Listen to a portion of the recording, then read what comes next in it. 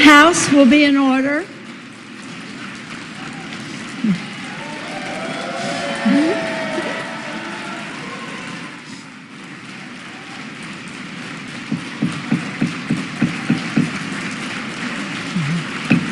The House will be in order.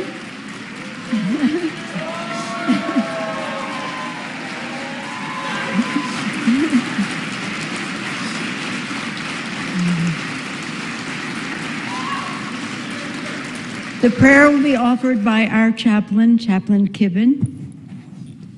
Would you pray with me? Today, O God, we lay before you our petitions, prayers, intercessions, and thanksgiving. We request that you bestow upon us the joy of your presence among us, that when we look upon the faces of those who labor in these halls, known and unknown, elected or employed, we may see your image. We pray for the health and welfare of this illustrious body, that as the scenery changes and the actors move on, around, or off the stage, you will uphold each one. Guide them in the roles you have called them to fulfill, and grant them wisdom to discern the way you would have them go. Lord, may our prayers serve as an intercession for those who do not have enough courage or strength to speak their own needs, for those who haven't enough faith to trust what lies ahead, and for those who do not know how to receive the mercy you offer us. Then accept our offerings of thanksgiving to you for the bounty you lay before us, the gift to labor, to serve, and contribute our energies wherever you call us, but especially here in this, our nation's capital. May our words be good and pleasing to you as we pray them in your most holy name. Amen. Thank you. The chair has examined the journal of the last day's proceedings and announces to the House her approval thereof. Pursuant to Clause 1 of Rule 1, the journal stands approved. The Pledge of Allegiance will be led by the gentleman from South Carolina, Mr. Wilson. Everyone, including our guests in the gallery, please join in. I pledge allegiance to the flag of the United States of America and to the republic for which it stands, one nation, under God, indivisible, with liberty and justice for all. The chair will entertain up to 15 requests for 1-minute speeches on each side of the aisle. That the gentlewoman from New Hampshire seek recognition. Without objection, the gentlewoman is recognized for 1 minute. Madam Speaker, I rise today to celebrate the passage of the Speak Out Act. As the co-chair of the bipartisan task force to end sexual violence, I've seen how perpetrators of workplace sexual assault and harassment hide behind non-disclosure agreements to sweep their heinous conduct under the rug. Let's remember that the vast majority of assault and harassment in the workplace goes unreported, and most perpetrators are never held accountable. It takes tremendous courage for survivors to come forward. I am so proud that under the leadership of Speaker Nancy Pelosi, this House overwhelmingly passed the Speak Out Act yesterday, and we have sent this common sense bipartisan bill to the President's desk. Thank you, and I yield back the balance of my time. For what purpose does the gentleman from Pennsylvania seek recognition? Madam Speaker, requesting unanimous consent to address the House for 1 minute. Without objection, the gentleman is recognized for 1 minute. Thank you, Madam Speaker. Madam Speaker, I rise today to recognize November as National Career Development Month. As co-chair of the bipartisan House Career and Technical Education Caucus, I was proud to introduce the National Career Development Month resolution last week with my CTE caucus co-chair and good friend, Congressman Jim Langevin. National Career Development Month raises awareness of future career opportunities and development programs for all individuals. A highly skilled workforce is a business's #1 asset and provides a competitive edge. National Career Development Month also is a time to recognize the professionals who guide learners to become leaders of tomorrow. Throughout the month, schools and businesses will have the chance to showcase different career paths that align with various interests and skills. These opportunities will better prepare students as they begin to enter the workforce. As we continue through National Career Development Month, I'd like to encourage employers, students, and workers of all ages to take advantage of career development, putting them in the driver's seat of their career. Thank you, Madam Speaker, and I yield back the balance of my time. And for what purpose does the gentleman from California seek recognition? Madam Speaker, I ask unanimous consent to address the House for 1 minute and to revise and extend my remarks. Without objection, the gentleman is recognized for 1 minute. Madam Speaker, I rise today in honor of Transgender Awareness Week. Trans Americans made history this year by running and winning in more elections than ever before.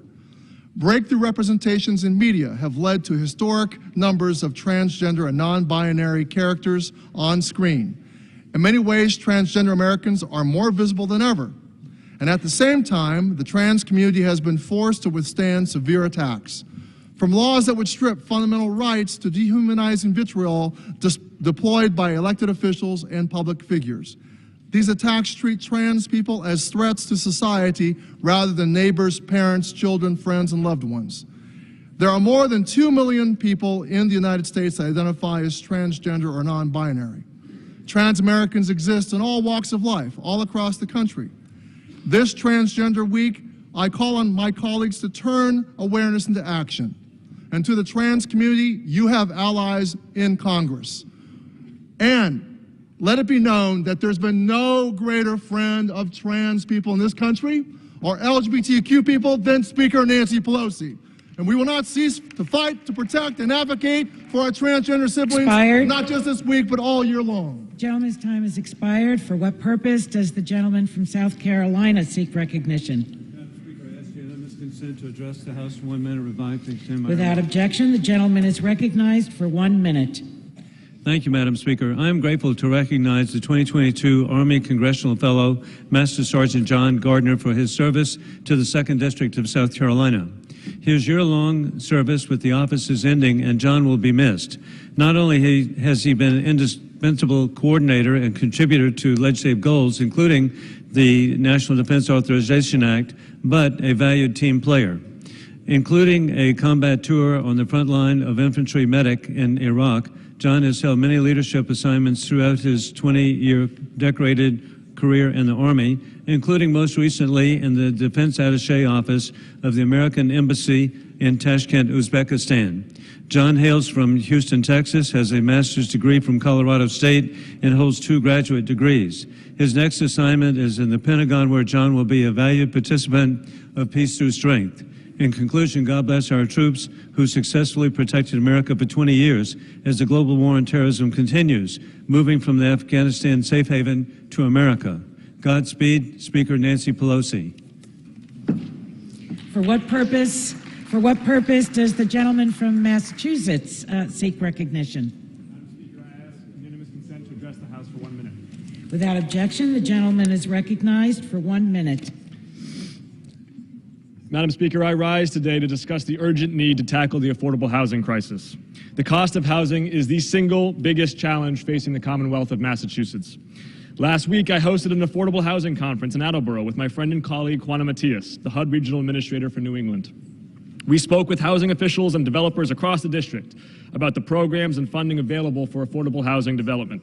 I reiterated my commitment to policies from zoning reform to LIHTC expansion to increase production of affordable housing. Expanding affordable housing is a multi-government effort that needs support on the federal, state, and local level. As the next Congress approaches, we must recommit ourselves to making housing more affordable for working families. I yield back.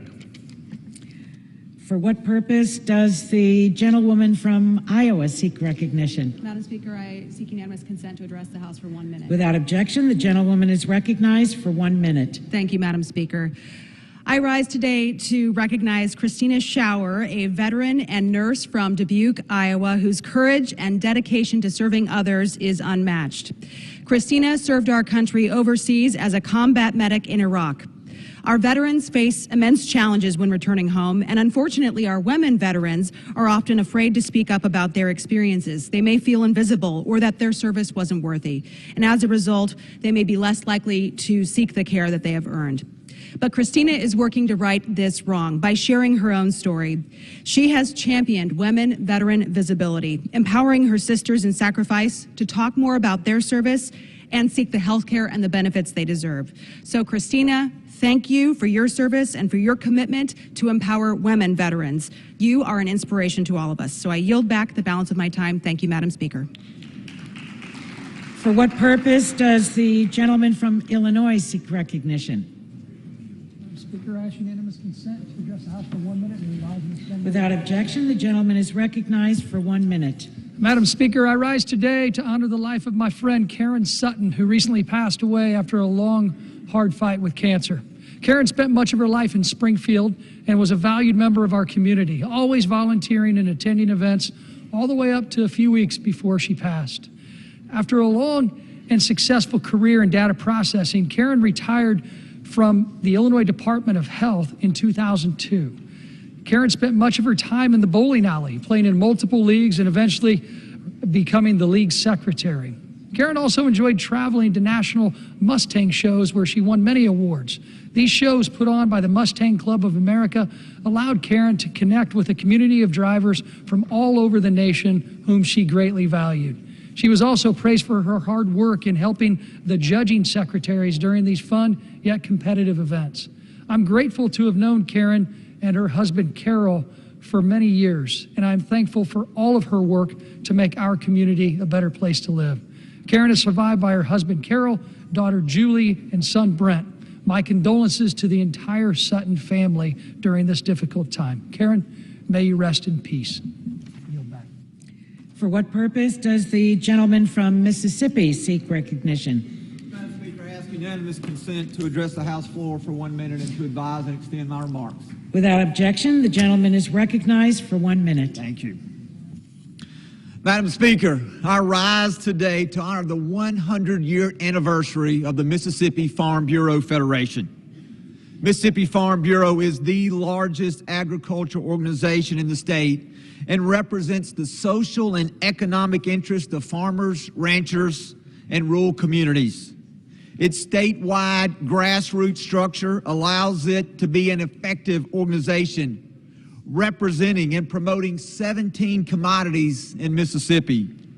The organization is a valuable resource on issues of importance to our farm families, and it works with federal and state lawmakers to advocate for these priorities. I look forward to continuing to work with Mississippi Farm Bureau on important agriculture issues in the future. May God bless our farmers, and may God continue to bless Mississippi Farm Bureau. Thank you, and I yield back.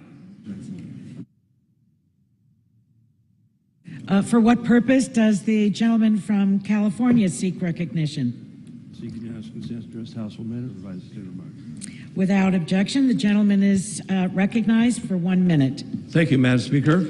As I watch my home state of California go down in flames, literally, as we watch how we're running out of electricity, we're running out of water, our store shelves are having less and less food varieties available, our farmers being pushed out of business, our farm workers being pushed out of business. As we see all these things happen with mandates coming down the pike, requiring more and more electricity has to be renewable. What is the answer in California? Let's tear down some hydroelectric dams in my district and Mr. Bentz's district. Let's tear them down. We're going to lose green power. We'll do it over the objections of the people that live there and have objected by over 70% to the removal of these dams, all for an unproven environmental benefits. So enjoy that even less electricity, enjoy even less food grown in my district and Mr. Bentz's district, enjoy even more of the crisis that is facing us in rural California, rural America, and in our store shelves and in our electrical wires, due to even more unfounded environmental rules being forced upon us to tear out perfectly good hydroelectric dams. Thanks one hell of a lot. For what purpose does the gentleman from North Carolina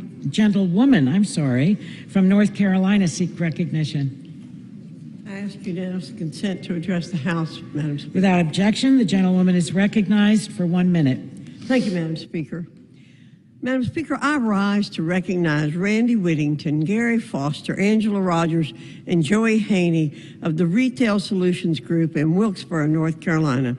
I was proud to join them recently at a ribbon-cutting ceremony for their 4th and largest warehouse.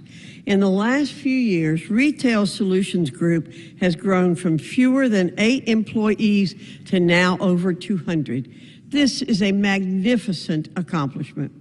Madam Speaker, North Carolina remains a hub for entrepreneurship and innovation, thanks to people such as Randy, Gary, Angela, and Joey. Congratulations to Retail Solutions Group on this new and exciting chapter.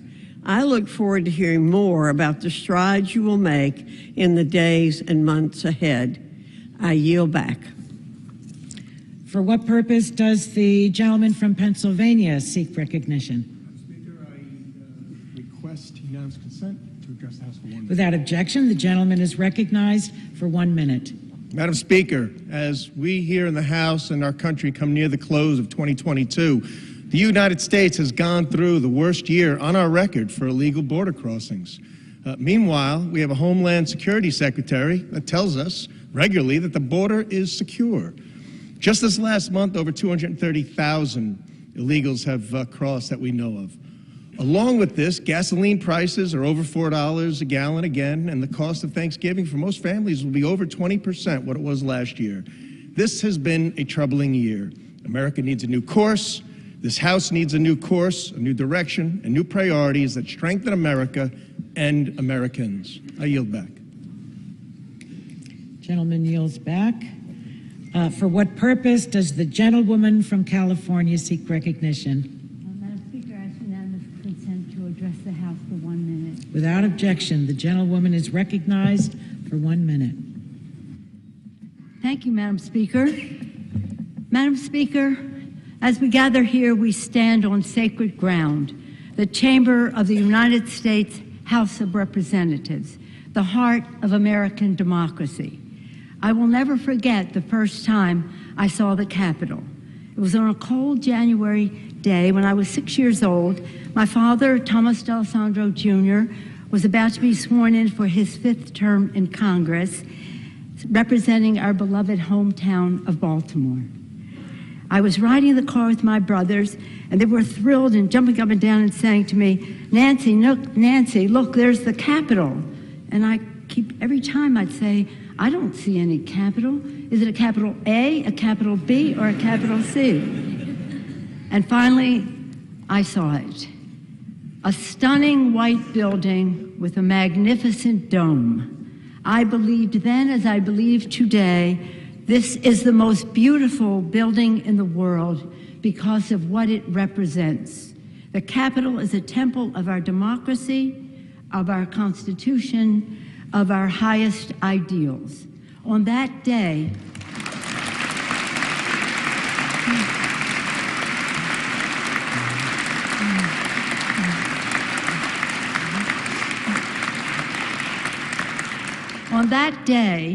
I stood with my father on this floor as he took a sacred oath to support and defend the Constitution of the United States against all enemies, foreign and domestic. All of us who have served in this House have taken the hallowed oath of office, and it is the oath that stitches us together in a long and storied heritage. Colleagues who served before us are all our colleagues. Colleagues like Abraham Lincoln, Daniel Webster, Shirley Chisholm, Patsy Mink, and our beloved John Lewis. Personally, it binds me as a colleague to my father, a proud New Deal congressman and one of the earliest Italian Americans to serve in the Congress. And this is an oath we are duty-bound to keep, and it links us with the highest aspirations of the ages. In this room, our colleagues across history have abolished slavery, granted women the right to vote, established Social Security and Medicare, offered a hand to the weak, care to the sick, education to the young, and hope to the many. Indeed, it is here, under the gaze of our patriarch, George Washington, in the People's House, that we have done the people's work. My colleagues, I stand before you as Speaker of the House, as a wife, a mother, a grandmother, a devout Catholic, a proud Democrat, and a patriotic American, a citizen of the greatest republic in the history of the world.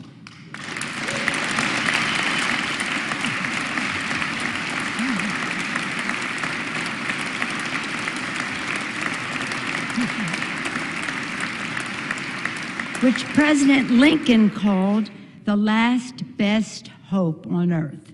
Indeed, in the words attributed to another of our colleagues, the legendary Daniel Webster, he said, "Hold on, my friends, to the Constitution of your country and the government established under it. Miracles do not cluster.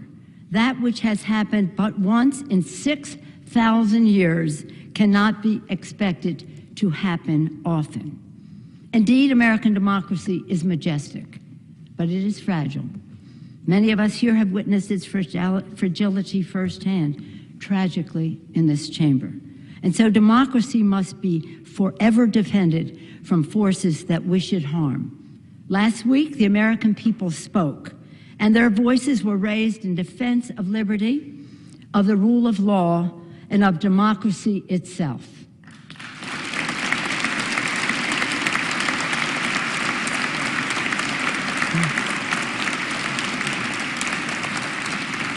With these elections, the people stood in the breach and repelled the assault on democracy. They resoundingly rejected violence and insurrection, and in doing so, gave proof through the night that our flag was still there.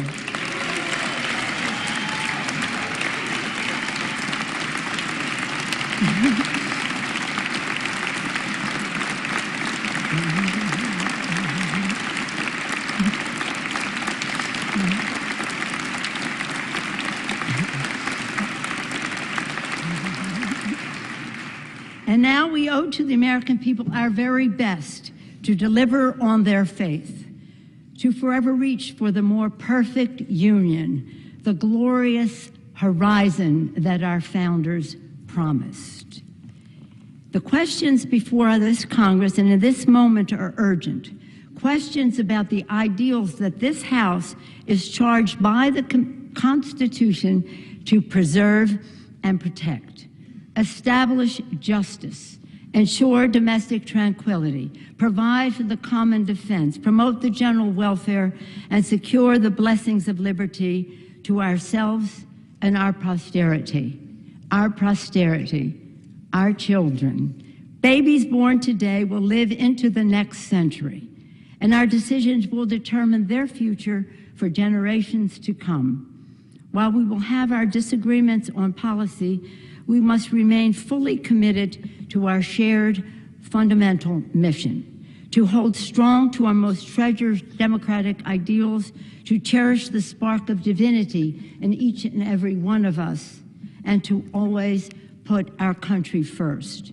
In their infinite wisdom, our founders gave us their guidance, e pluribus unum, from many one.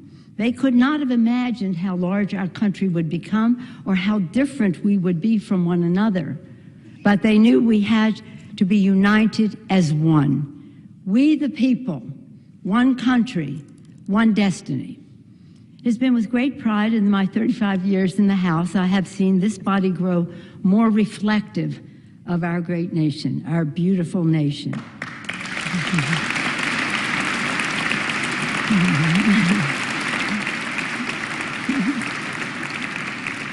When I came to the Congress in 1987, there were 12 Democratic women.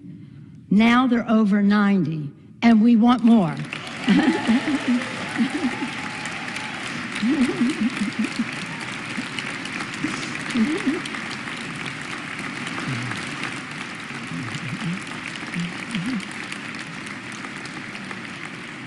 The new members of our Democratic caucus will be about 75% women, people of color, and LGBTQ. And we have brought more voices to the decision-making table. When I entered leadership in 2002, there were 8 of us. Today, there are 17 members of the leadership. When I first came to the floor at 6 years old, never would I have thought that someday I would go from homemaker to House Speaker. In fact, I never...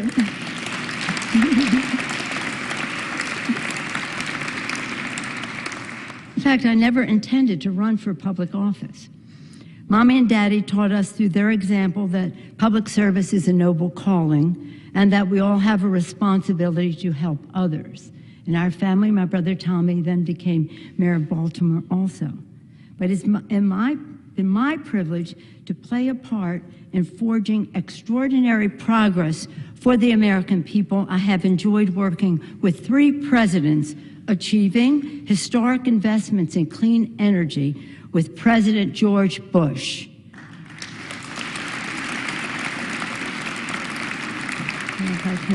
Transformative health care reform with President Barack Obama.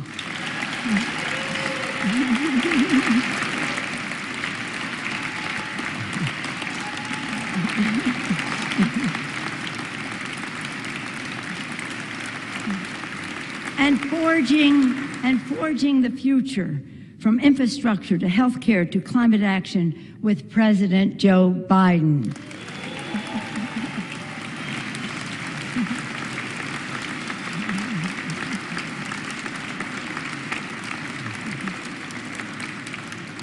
Now we must move boldly into the future, grounded by the principles that have propelled us this far and open to fresh possibilities for the future.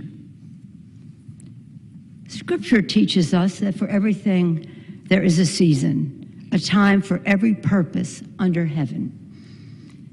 My friends, no matter what title you all, my colleagues, have bestowed upon me, speaker, leader, whip, there is no greater official honor for me than to stand on this floor and to speak for the people of San Francisco. This I will continue to do as a member of the House, speaking for the people of San Francisco, serving the great state of California, and defending our Constitution. And with great confidence in our caucus, I will not seek re-election to Democratic leadership in the next Congress. For me, the hours come for a new generation to lead the Democratic caucus that I so deeply respect. And I'm grateful that so many are ready and willing to shoulder this awesome responsibility. Madam Speaker, standing here today, I'm endlessly grateful for all of life's blessings, for my Democratic colleagues whose courage and commitment with the support of your families have made many of these accomplishments possible. In fact, could not have been done without you.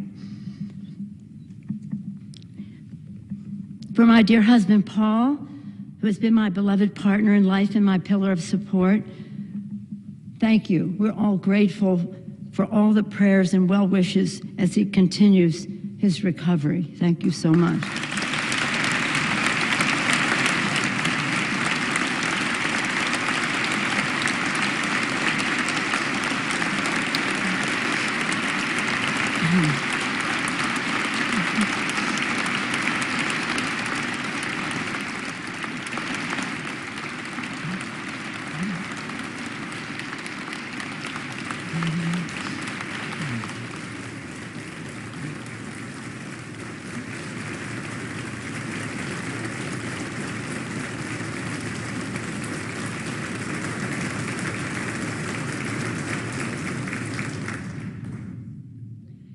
Darling children, Nancy, Corinne, Christine, Jacqueline, Paul, and Alexandra, and our grandchildren, Alexander and Madeline, Liam, Sean, and Ryan, Paul and Thomas, Bella and Octavio.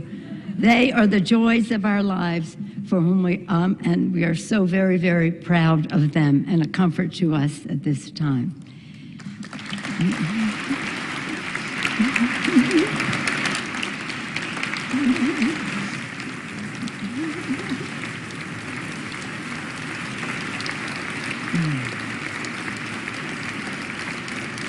and for my brilliant, dedicated, and patriotic staff under the leadership of Terry McCullough, working together, the finest group of public servants the House has ever known. Thank you all so much.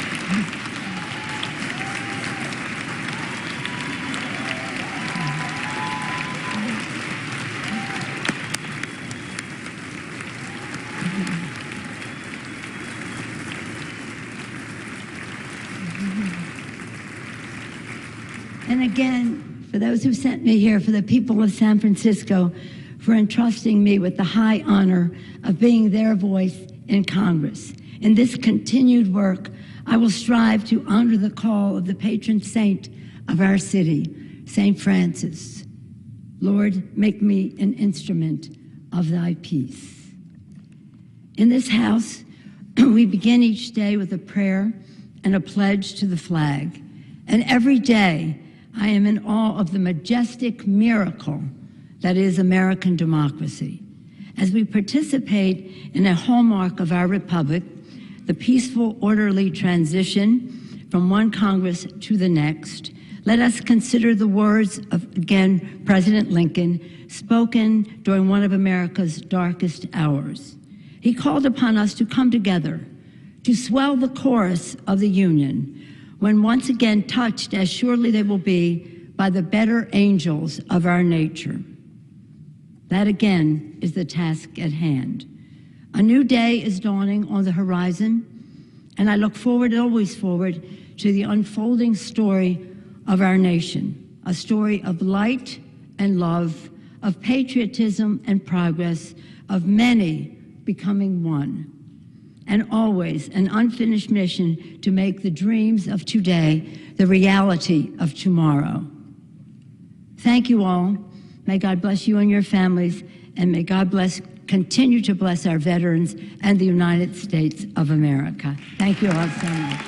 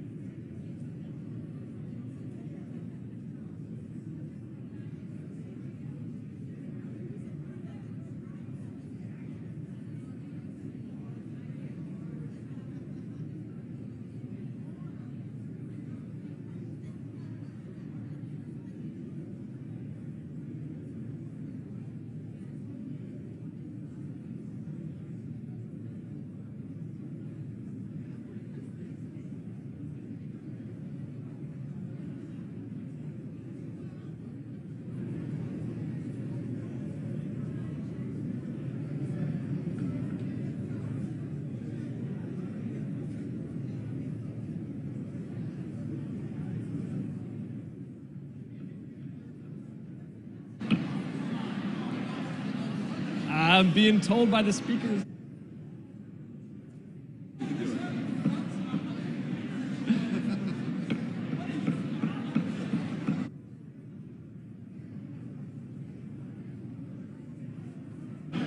What's the...